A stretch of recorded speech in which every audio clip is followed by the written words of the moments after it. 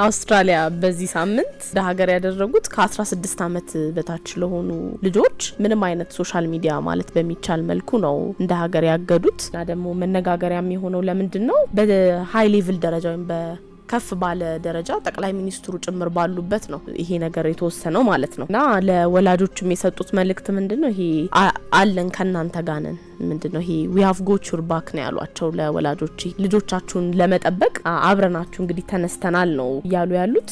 ስናፕቻት፣ ቲክቶክ፣ ፌስቡክ፣ ኢንስታግራም፣ ሬዲት፣ ትዊተር ሁሉንም ነው ማለት ይቻላል ከ16 አመት በታች ያሉትን ያገዱትና ከዛ በታች ያሉ ልጆች ማህበራዊ ድረገጾች ሲጠቀሙ ከተገኙ ወደ 50 ሚሊዮን አካባቢ የአውስትራሊያ ዶላር ድርጅቶቹን ያስቀጣል ነው። ስለዚህ ሶሻል ሚዲያ እነዚህ ማህበራዊ ሚዲያዎችም አውስትራሊያ ውስጥ ሲሰሩ ይሄንን ነገር በየጊዜው ማጣራት ማድረግ እንዳለባቸው የእድሜውን ጉዳይ ማለት ነው። ስለዚህ ሰብስክራይብ ሳያደርጉ በሆነ አጋጣሚ ሊጠቀሙ የሚችሉበትም ነገር ካለ ይሄም ሌላ መዘዝ ይዞባቸው ስለሚመጣ በጣም ከፍተኛ ጥንቃቄ እንዲያደርጉ ነው የተነገረው። ይሄ ነገር ገና ካሁኑ ተግባራዊ መደረግ ጀምሯል ነው በቃ ውሳኔው እንደተወሰነ ማለት ነው። እና እነሱ እንደውም ሲገልጹት ይሄንን ማህበራዊ ሚዲያ ምን ብለው ነው ቡሊ ማድረግ ወይም ምንድነው ይሄ ሰዎችን የመንካት ወይ የማንቋሸሽ የሱ አንድ መሳሪያ እንደገና ደግሞ ለአቻ ግፊት አንድ ነገር በቃ አንድ ግብአት የሆነ እንደገና ደግሞ ወደ ድብርት የሚገፋ እንደገና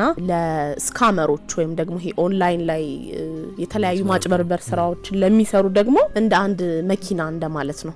ስለዚህ ልጆቻችንን ከዚህ ነገር ስናቀባቸው ከዚህ ሁሉ ነገር እንደከለከልናቸው ነው የሚቆጠረው ነው እነሱ እያሉ ያሉት።